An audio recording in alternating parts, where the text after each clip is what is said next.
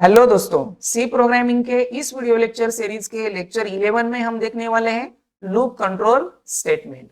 तो C programming में जो कंट्रोल स्टेटमेंट है वो बेसिकली टू कैटेगरीज में डिवाइड होते हैं, decision control statement and loop control statement.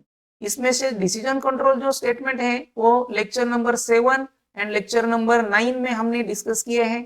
अगर आपने वो लेक्चर नहीं देखे होंगे तो मैंने नीचे डिस्क्रिप्शन में लिंक दी हुई है, आप वो लेक्चर देख सकते हैं। आज के लेक्चर में हम देखने वाले हैं लूप कंट्रोल स्टेटमेंट। तो लूप कंट्रोल स्टेटमेंट किसे कहा जाता है? The looping can be defined as repeating the same process multiple times until a specific condition is satisfied। जब तक कंडीशन ट्रू है तब तक उसमें लिखा हुआ कोड जो होगा रिपीटेडली एग्जीक्यूट करना है, तो इस प्रोसेस को लूपिंग कहा जाता है। तो सी प्रोग्रामिंग में बेसिकली टू टाइप्स के लूप कंट्रोल स्टेटमेंट यूज होते हैं, entry control loop and exit control loop. तो एंट्री कंट्रोल लूप किसे कहा जाता है? Entry control loop in C a condition is check before executing the body of the loop.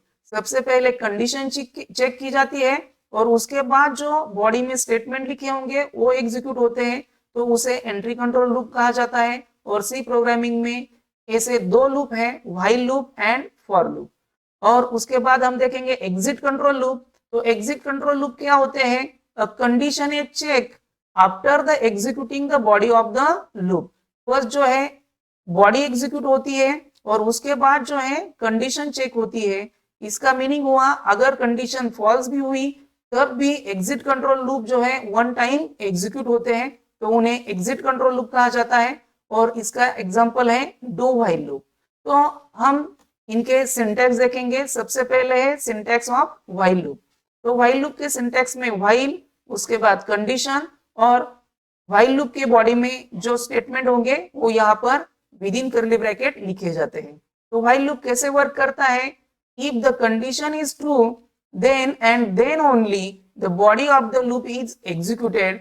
After the body of loop is executed, then control again goes back to the beginning and the condition is checked.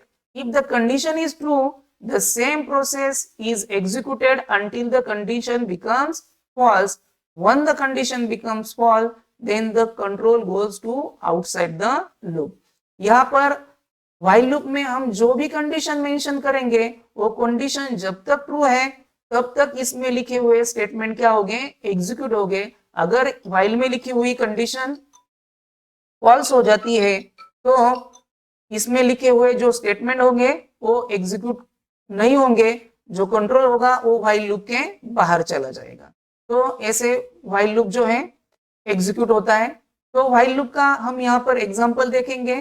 तो यहाँ पर हमें 1 to 5 number जो है print करने हैं, तो इसलिए हमने यहाँ पर इंटीजर टाइप का एक n वेरिएबल लिया है, उसे 1 को असाइन कर दिया है और यहाँ पर कंडीशन मेंशन कर दी है while n is less than equal to 5। अब यहाँ पर कंडीशन पहले चेक होगी, n की वैल्यू जो है 1 है, तो 1 is less than equal to 5 है या नहीं चेक होगा। अब 1 is less than equal to 5 condition जो है ट्रू है, तो इसमें लिखा हुआ कोड एग्जीक्यूट होगा printf %d ऑफ n की वैल्यू प्रिंट हो जाएगी, यानी 1 प्रिंट हो गए। उसके बाद n की वैल्यू 1 से बढ़ गई है, 2 हो गई है और क्लोजिंग कर्ली ब्रैकेट आता है व्हाइल लूप का, तो अगेन कंडीशन चेक करने के लिए जाएगा कर्सर। तो यहाँ पर 2 is less than equal to 5, again condition जो है ट्रू है, तो फिर से printf स्टेटमेंट में लिखा हुआ कोड एग्जीक्यूट होगा, यानी 2 वैल्यू प्रिंट हो गई। उसके बाद फिर से n की वैल्यू 1 से बढ़ जाएगी, अब 3 हो गई है, 3 के लिए फिर से कंडीशन चेक होगी, 3 is less than equal to 5, condition true है, तो फिर 3 जो वैल्यू है वो प्रिंट हो जाएगी। उसके बाद n की वैल्यू जो है फिर 1 से बढ़ जाएगी, तो 4 हो गई है, अब 4 is less than equal to 5, condition true है। उसके बाद 4 वैल्यू प्रिंट हो गई, उसके बाद n की वैल्यू फिर से 1 से बढ़ गई है, उसके बाद अगेन कंडीशन चेक होगी, 5 is less than equal to 5, condition जो है ट्रू हो गई। तो यहाँ पर printf स्टेटमेंट में 5 प्रिंट हो जाएंगे और n की वैल्यू जो है 1 से बढ़कर 6 हो जाएगी। अब कंडीशन चेक होगी, 6 is less than equal to 5। अब यहाँ पर कंडीशन फॉल्स हो गई, तो कंट्रोल जो है व्हाइल लूप के बाहर चला जाएगा। तो तब तक जो है जब तक कंडीशन ट्रू थी तब तक आउटपुट की स्क्रीन पर हमें 1 2 3 4 5 ये नंबर जो है प्रिंट हो गए। तो व्हाइल लूप जो है ऐसे वर्क करता है। उसके बाद नेक्स्ट हम देखेंगे डू व्हाइल लूप। तो डू व्हाइल लूप का जो सिंटैक्स है, पहले डू कीवर्ड आता है, उसके बाद जो है लूप में लिखे हुए स्टेटमेंट आएंगे और उसके बाद जो है व्हाइल लूप आएगा और व्हाइल लूप में लिखा हुआ एक्सप्रेशन यानी कंडीशन आएगी और उसके बाद जो है सेमीकोलन आएगा। तो इस तरीके से डू व्हाइल लूप का सिंटैक्स है। अब डू व्हाइल लूप कैसे वर्क करता है? In do while loop the body of the loop is always executed at least once. After the body is executed, then it check the condition. If the condition is true, then it will again executed the body of the loop. Otherwise, control is transferred out of the loop.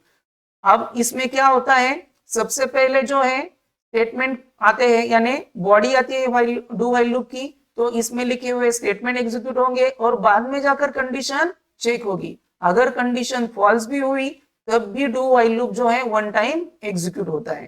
तो इसका हम programme देखेंगे।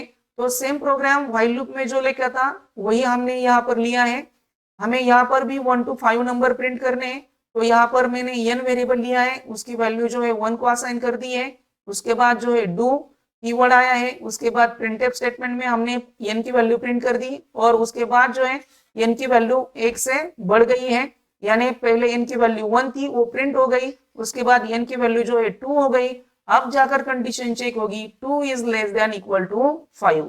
Condition true है तो फिर से लिखे हुए बॉडी में लिखे हुए स्टेटमेंट एग्जीक्यूट हो गए। तो इस तरीके से वर्क करता है। अगर यहाँ पर मैंने n की वैल्यू जो है 6 लिख दी होती तब भी डू व्हाइल स्टेटमेंट में वन टाइम एग्जीक्यूट होता और 6 भी प्रिंट हो गए होते और बाद में जाकर n की वैल्यू 1 से बढ़ गई होती 7 और तब जाकर कंडीशन चेक हो जाती। तब क्या होता है, तो डू व्हाइल लूप में अगर कंडीशन फॉल्स भी हुई तब भी डू व्हाइल लूप जो है वन टाइम एग्जीक्यूट होता है। ये व्हाइल लूप और डू व्हाइल लूप में मेन डिफरेंस है।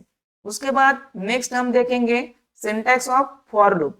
अब फॉर लूप का सिंटैक्स जो है फॉर, उसके बाद फॉर लूप में 3 पार्टीशन आ जाते हैं। फर्स्ट पार्टीशन रिप्रेजेंट करता है initial value, second partition represent करता है condition and third partition represent करता है आइदर इंक्रीमेंट और डिक्रीमेंटेशन। उसके बाद जो है ओपनिंग क्लोजिंग करली ब्रैकेट में जो स्टेटमेंट्स हैं वो आते हैं। अब फॉर लूप कैसे एग्जीक्यूट होता है?